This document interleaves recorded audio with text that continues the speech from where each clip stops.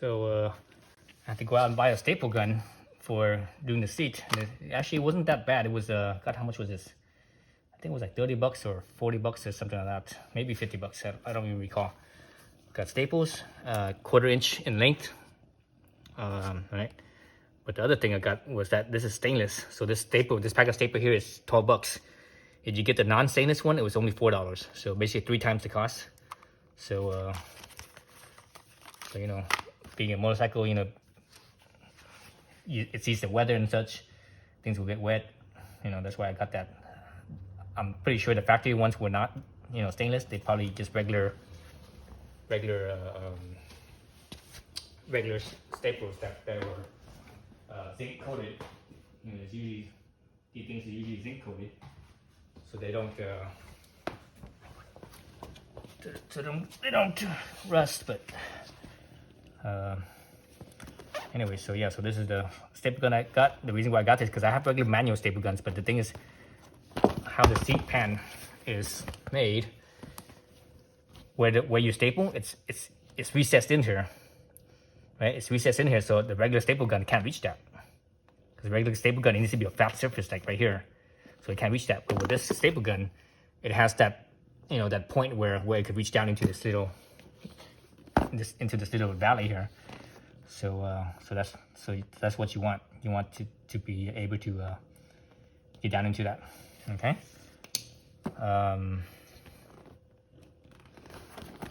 So remember when I took off the staplers, I left this back stapler in place. So, and the reason why I did that was that way I don't have to realign the seat cover, right? So when I put this all back together, I don't have to realign the seat cover. I just, you know, basically put the seat back over and basically kind of just straighten it out. Straighten out a little bit. Then I know that my seat cover here is nice and it's nice and centered. It's not, you know, it's not out off center anymore. It's, you know, it should be good.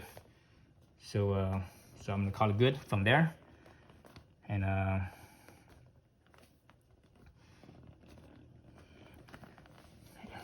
gonna staple it right, you know, right here. Probably, you know, maybe like 4 staplers right here.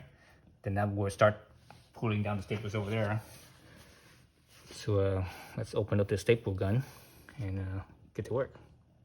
All right, got me a Arrow staple gun. I could have swore I had a staple gun before, but I don't remember. Well, I have a regular manually operated staple gun. Actually, I have 2 of them. I have one where you squeeze, and the other one where it's like a hammer, staple hammer.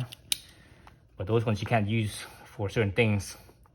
Those ones you only use on a flat surface. This one has this little point where I could use in a crevice. So that's why that's the reason why I bought this. And obviously this is pneumatic. I was interested in getting a electric, but the electric ones are like over 100 bucks, so they were way too expensive for me. I'm just gonna, you know, wow, the machine is tiny. Look at that thing, so small. So this one was, I think, only I can't remember how much it costs now. 30 bucks, 50 bucks or something like that. Somewhere between 30 and 50. I don't think it was 50. I think it was probably closer to 40. But anyways, however much it was no more than 50 bucks. So, and this is what I need right here. This little narrow part that sticks down, so that way I could get into the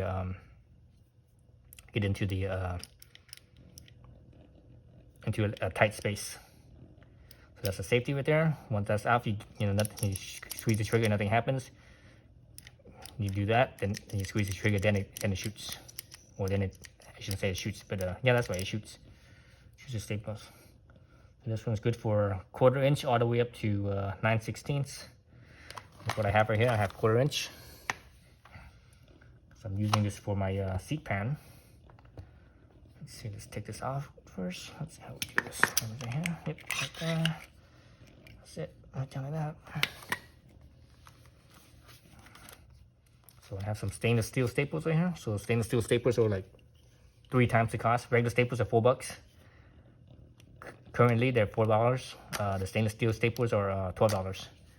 So literally 4 times the cost for these stainless staples.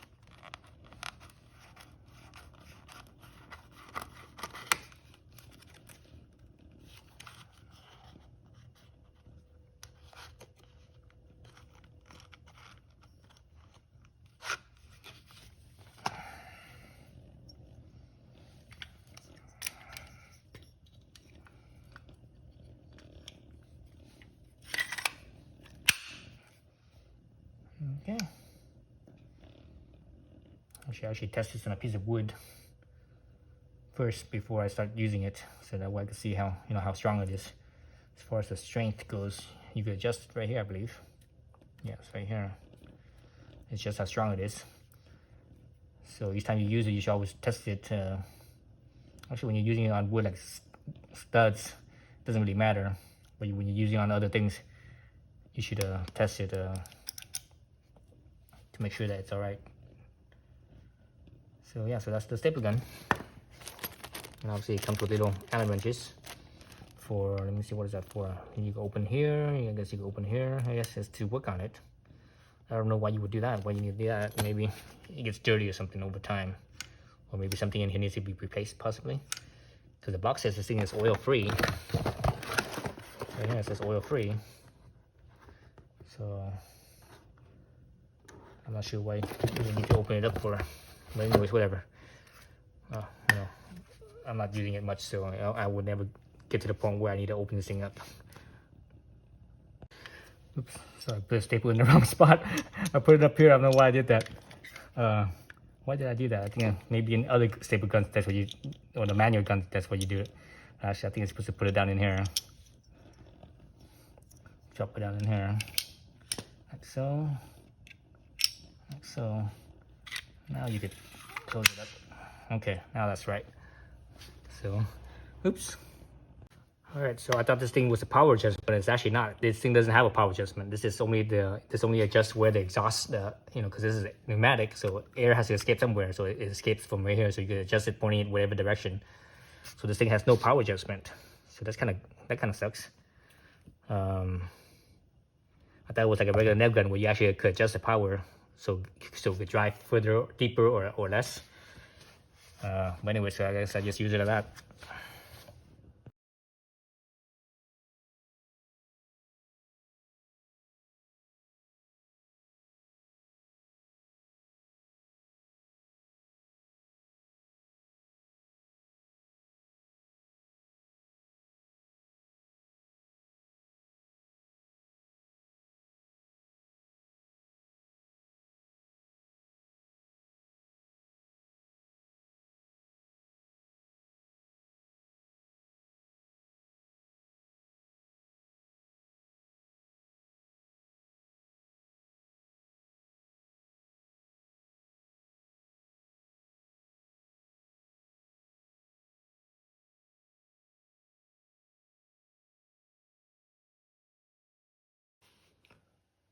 All right, so staple all the staplers. So there it is. And obviously there's gonna be a little space here because this is, because this thing was contoured. The cover was contoured to the original foam. So the spacer here was the original foam that I basically cut out. That's about right. That's about an inch or so right there, maybe a little bit more. So all seems right. So you really can't pull any more because it just doesn't really. As I try to pull it, it doesn't really work. It's still, no matter what, there's still going to be a little space. A lot of people do is they actually glue this part right here. They would spray, where the foam is, and the back of the seat cover, glue it. But I didn't want to do that, so I'm just gonna leave it like this. I think over time, as I sit on this vinyl, because that's what this is. This vinyl, it will stretch out. And it will, it will sink in. So I'm okay with it like this. So right now, if you don't really notice, it's not that noticeable. But anyways, it is what it is. Again, I couldn't really. I guess I could have stretched it out more, but man, it was like pulling and it just didn't, I didn't really want to pull. I suppose I could go back to it and pull some more. Boy, it was so, everything was very tight. I had a hard time pulling it tight. I don't want to really stretch it too much that way either, because unless you want to stress this piece, or stress the vinyl. Anyways, I'll leave it at that. I'm okay with that. You know, I think it'll stretch out, but you know, maybe later on, if it bothers me too much, I might just pull some of the staples on this side and just, you know, pull it some more. But for now, I'm just gonna leave it at that and call it good.